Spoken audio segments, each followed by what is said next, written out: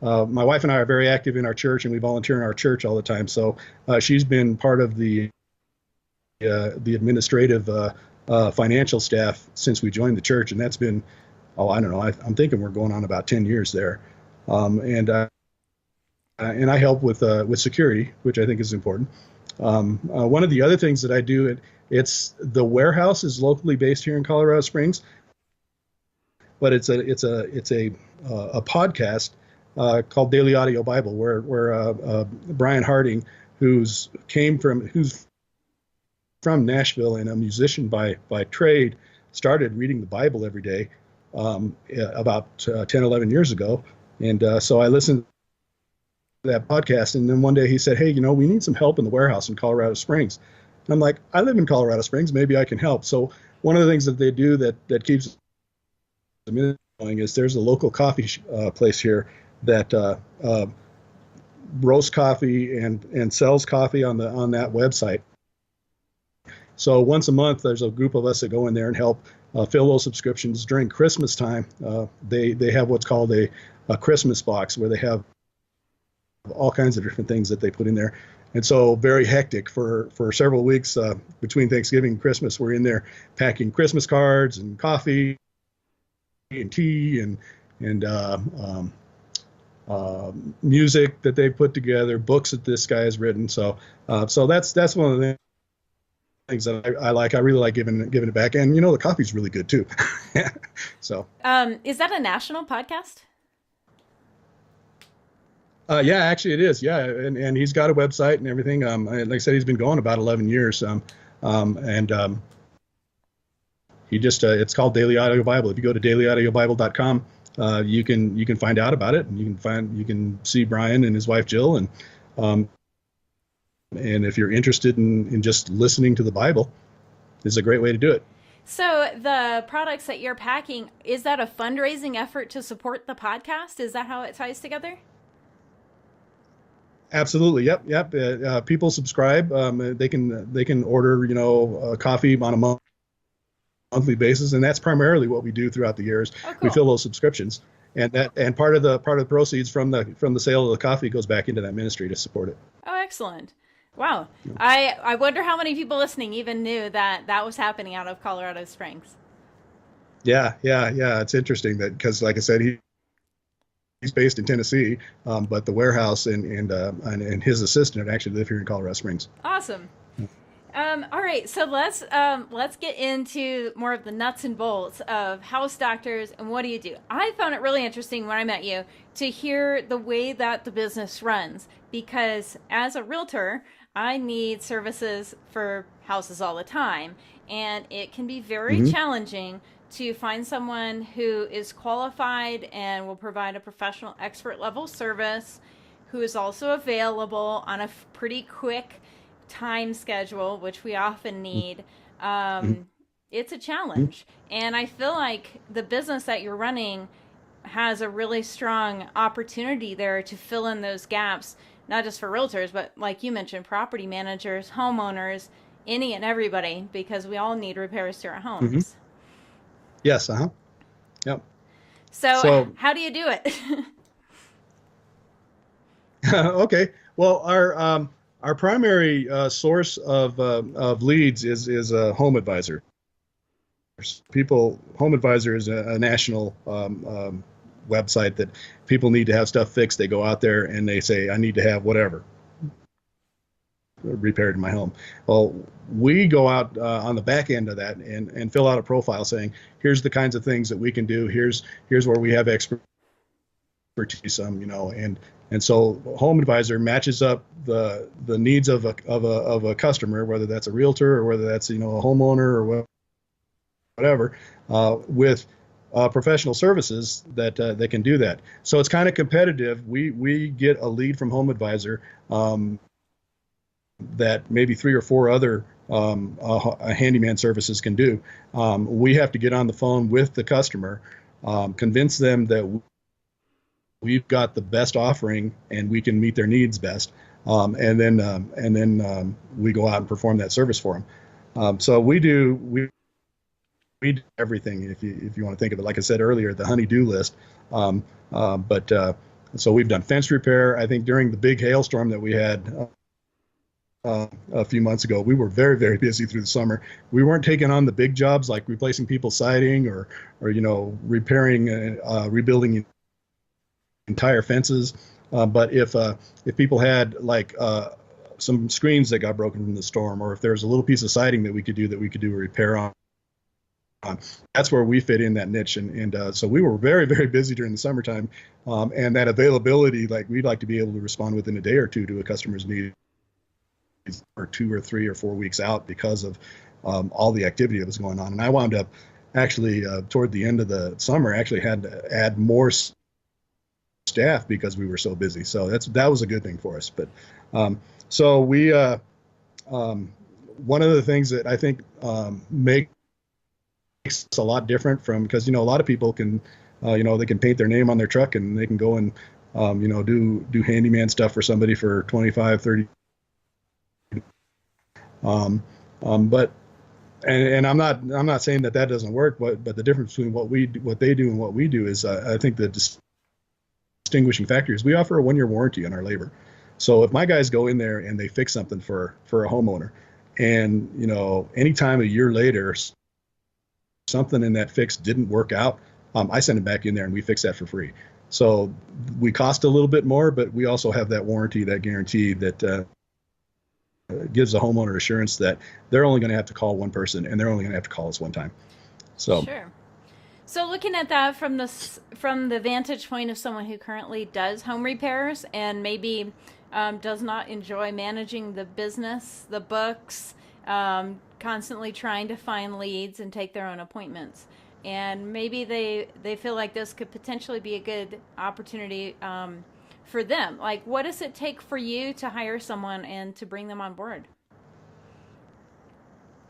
It's a pretty simple process. One of the nice things about a franchise system, and a lot of small businesses fail a lot really early on in the beginning, just because there's so much involved. And I tell you what, I had no clue before I started this, but having a franchise system behind you, for example, they set up my website for me. They taught me how to use Home Advisor. They coached me on how to find people and that kind of stuff. So now we're about 8 or 10 months into that running that operation. So I've learned a lot from the coaches back at the corporate headquarters on how to run this business and how to find good quality people. One of the things that they offer us for free is we have the opportunity to post ads online through recruiting.com. So recruiting scatters that request for help across everywhere. So I get leads from Indeed. I get leads from, people just go out to recruiting and they find it. So I have now a real good idea of the kind of people that I'm looking for. And we don't hire anybody that's got less than 10 years of experience. That's another thing that makes our service, I think, more valuable, because a guy can have 1 or 2 years of experience and go in and fix stuff, but he may not know everything about what's going on. Whereas I send a guy that's got 10 or 20 years of experience, they've seen these kinds of repairs time and time again, and they're excellent at doing it. So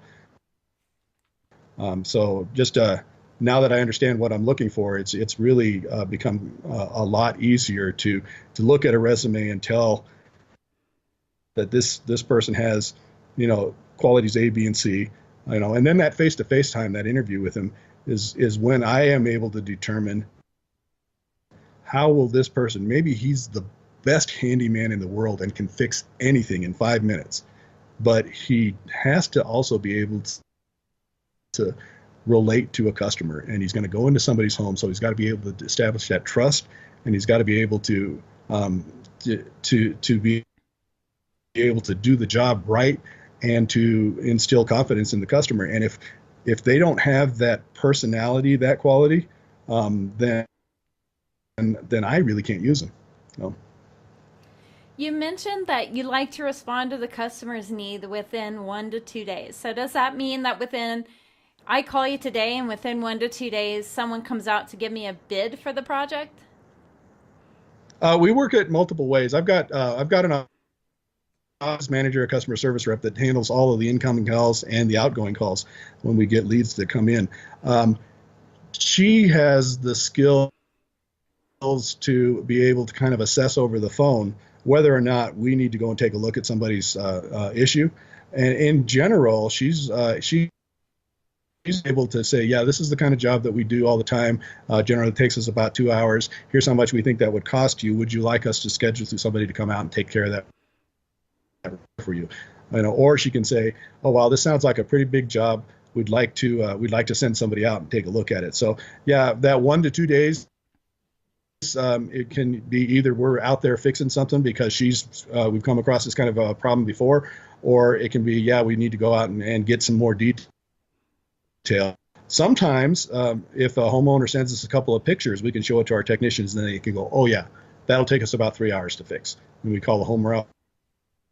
We send them an email with a bid on it, and ask them when they want to schedule the work. So it's a little slower now, so we are actually responding within 1 or 2 days. But in general, we're probably, I want to say, 3 or 4 days out before we can actually get in and effect a repair in somebody's home. So that's really fast.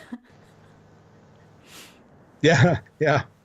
So what are the most common repairs that you guys get called out for? In Colorado Springs, a lot of people have wood fences. So we get a lot of calls, especially like Friday, we had that big windstorm.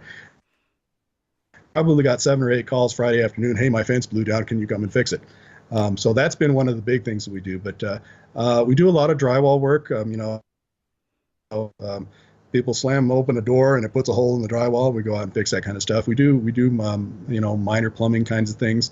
One of the nice things operating in Colorado is that you don't have to be a licensed contractor to be a handyman.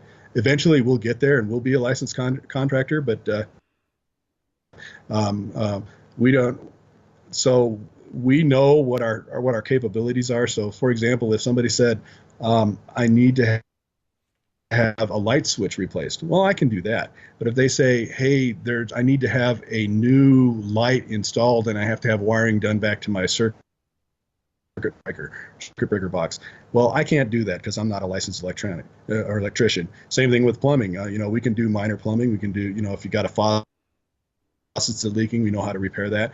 But if you've got a crack in a pipe that's water's pouring out of, I can't do that for you because I'm not a licensed plumber. Let's see. I'm gonna kind of check back to my notes, but we've really kind of gone really quickly through everything. We went over stuff you enjoy in Colorado Springs, how you got your business going, what type of work you do. So one of the best parts of the show is when I say, what else do you want to talk about? Like, what other stories have you come across? Some crazy happenings so far, where maybe the job was much larger than you thought when you actually arrived on scene, or anything strange and unusual that you've seen that's happened? Well, we're a people business, so strange and unusual is kind of par for the course. We've had people that you go into their home and it's a little bit scary. We've gone into people's homes that are hoarders, and you have to kind of step through and find your way to actually able to do the repair for them. We've had lots of instances where you think you're going to go in and you do a drywall repair, and you cut a hole in the drywall to do that repair, and you find out that there's mold and mildew and leaky pipes behind the wall, and so we always tell people when we go out there that this is an estimate, and our technician's going to verify when they get to the job site that we said we could do this in 2 hours. They're going to say, yeah, we really can do this in 2 hours, or they're going to say, oh my gosh, we didn't know you had this. This is actually going to take us 2 days. But we don't start work without a homeowner's approval. So yeah, you get all kinds.